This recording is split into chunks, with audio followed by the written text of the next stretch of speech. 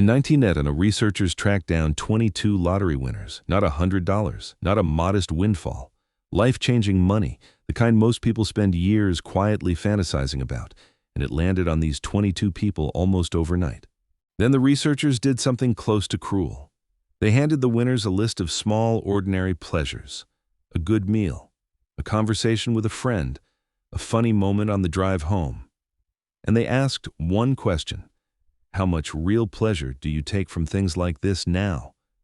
The winners scored lower than a matched control group who'd won nothing at all, lower even than a third group, people who'd been paralyzed in accidents that same year.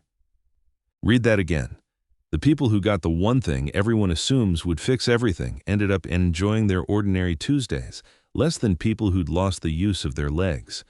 Not because the money was cursed, because of something happening quietly in the background of every one of their days, something that had nothing to do with how much they'd won.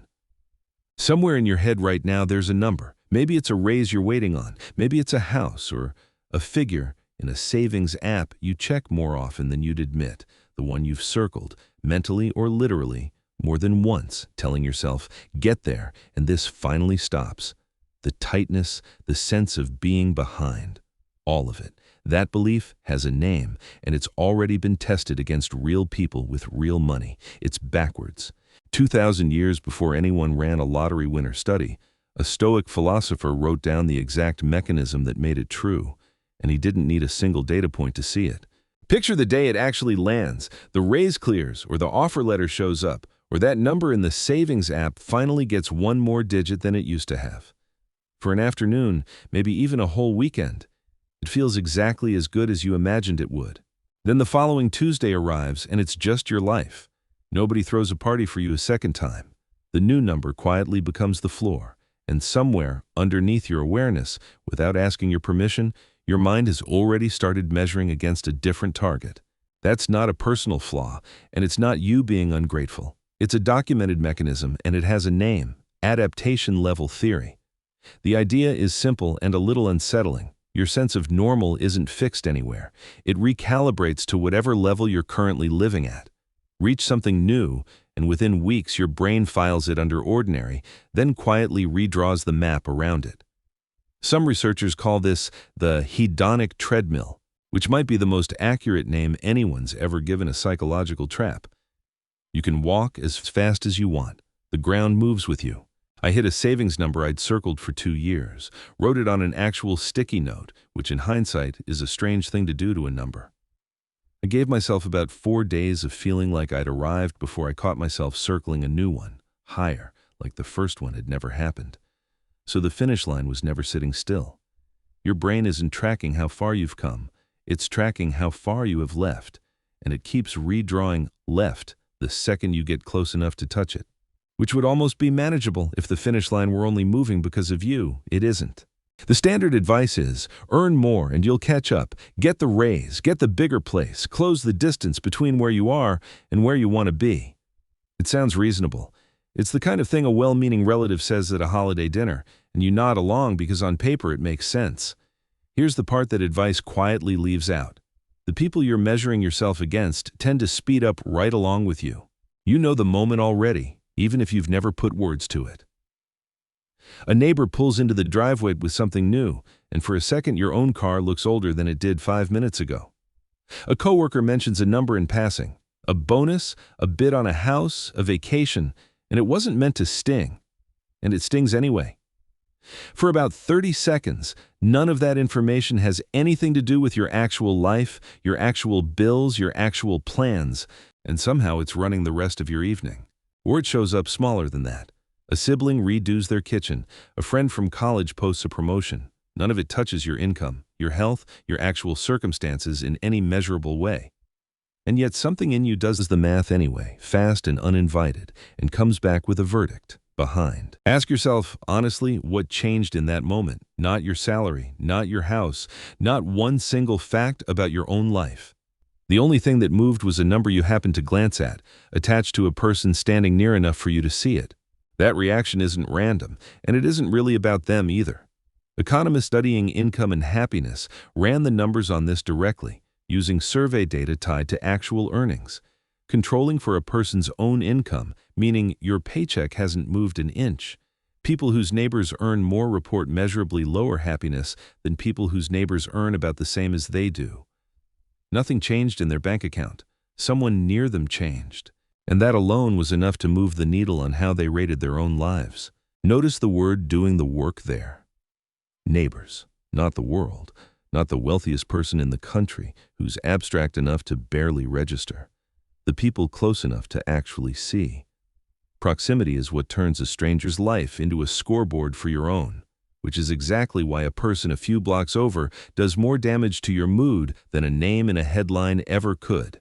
Which means the advice was broken before you ever followed it. You can't out-earn a comparison group that rises to meet you every single time you get close. The finish line you were racing wasn't fixed to a number at all. It was fixed to whoever happened to be standing nearby.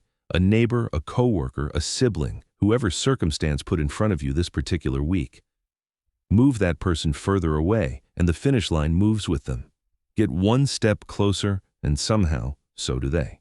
Put this next to what your own mind already does with money from a minute ago, and the trap doubles. Your baseline resets upward on its own, and your comparison group resets upward right alongside it. Two treadmills running at the same time, and both of them convinced you're the one standing still. Somebody described this exact trap in precise, almost clinical detail, centuries before any economist had income data to prove a word of it. In one of his letters, Seneca describes a man who is, by any honest measure, wealthy. Land, money, comfort, nothing missing on paper. And this man still feels poor. Not vaguely poor in some abstract way. Poor by the exact amount his neighbor happens to have more than him. Hold that shape for a second, because it's stranger than it first sounds. The man's actual circumstances haven't changed since yesterday. His house is the same house. His income is the same income. What changed is that he did the math on someone else's house, and the answer came back as a deficit in his own life, a deficit that exists nowhere except inside that one comparison. This is letter 104 of Seneca's Moral Letters to Lucilius, written to a friend worried about his health and his state of mind. Most people who've read any Seneca know his other line about envy, the famous one, about it cutting both ways, hurting the envious person as much as anyone. This isn't that passage. This is quieter, less quoted, and it's doing something more precise. Seneca isn't just naming envy as a feeling. He's describing an accounting error, almost like a bookkeeper catching a mistake in someone else's ledger. A poverty invented on the spot, purely by the act of measuring your house against someone else's, which lands almost too neatly next to the neighbor income data from a minute ago. Economists needed tax records and regression models to prove that a person's happiness drops when the person next door earns more, with nothing else in their own life actually changing. Seneca got to the same conclusion with no data at all. Just attention and an honest look at what his own mind kept doing to him, uninvited, every time he glanced sideways at somebody else's house. I used to think Stoicism was mostly about wanting less. Fewer things, smaller life, that whole stripped-down posture people associate with it. Cold showers, empty rooms, that kind of thing. It took me embarrassingly long to realize that's not really what's being asked here. It's not wanting less. It's measuring less, refusing to let some stranger's driveway set the terms for whether your own day counts as good. Because here's what the letter actually points at as the problem. Not the neighbor, not the gap between you and him. The comparison itself. The ongoing, mostly automatic habit of holding your life up against someone else's and answering a ledger question that was never yours to ask in the first place. Seneca had one neighbor. One house down the street, checked occasionally, mostly by accident, mostly in passing, probably a handful of times a year at most. You have several thousand, and they update every time you unlock your phone. College students who'd used Facebook longer and who spent more time on it each week agreed more with a specific statement. Other people are happier than I am and living better lives than I am. Not slightly more, measurably more, tracking directly with how much time they'd spent scrolling. Picture the actual moment this happens in. It's 10:30 at night. You're not doing anything urgent, just lying there, thumb moving on its own, half registering a wedding, a promotion, a beach, a kitchen renovation, a couple laughing at something you can't hear. None of it is addressed to you. None of it is even real in the way it looks. It's the 5 best seconds someone chose out of an entire week, edited and lit and picked from a dozen takes. But your mind doesn't file it that way. It files it as data. Here's what a good life currently looks like. Delivered directly to your hand, updated by the minute, no filter for who's actually near you and who just happens to be visible. That's the same mechanism from Seneca's letter. Not a different problem, the identical one, just wearing different clothes. Proximity is what turns another person's life into a scoreboard for your own, and a phone manufactures proximity out of thin air. It doesn't matter that you've never met most of these people, or that half of them you added years ago and forgot why. The comparison engine running in your head doesn't check credentials. It just needs a face close enough to register as near, and the feed hands it hundreds of them before breakfast and hundreds more before bed. Seneca had one neighbor, checked by accident a few times a year, mostly when he happened to walk past the man's house. You have several thousand, checked on purpose, most nights, right before you try to fall asleep, which might be the worst possible timing since it's exactly the moment you have the least defense left and the most time to let a number sit there unchallenged. This is where the stakes actually change. It's one thing to occasionally notice a neighbor's new car. It's a different thing entirely to end nearly every day of your life with a curated highlight reel of several thousand people, most of them strangers, quietly training your brain on what keeping up is supposed to look like.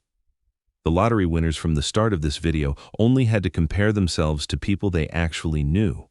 You're competing against a permanent, rotating exhibit of everyone's best 5 seconds, running in the background of your evenings whether you asked for it or not.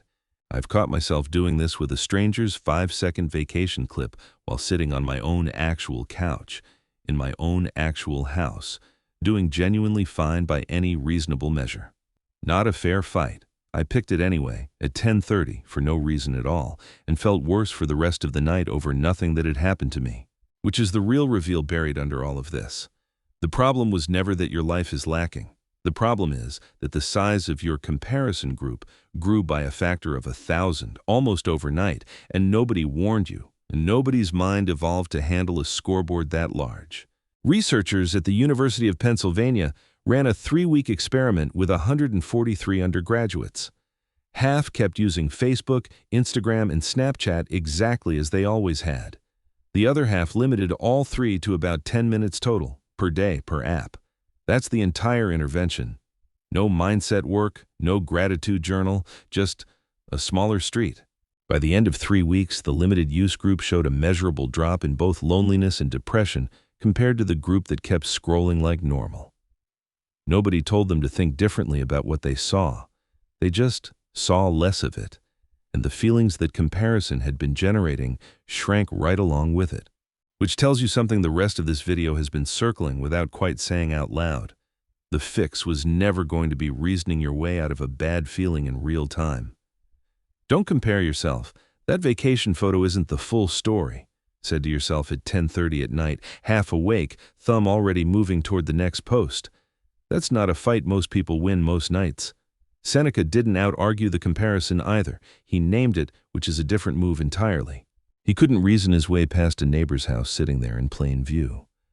What he could do was notice the mechanism clearly enough to stop mistaking it for a fact about his own worth. The undergraduates in that study didn't get wiser about comparison. Nobody handed them a new philosophy. They just got exposed to less of it, and the exposure turned out to be the whole lever. Which means the actual protocol here isn't complicated. The size of your comparison group is something you can adjust on purpose, the same way you'd adjust anything else quietly running your mood without asking permission first. Not eliminate it, adjust it. Seneca still had a neighbor. He just wasn't checking on him every 10 minutes.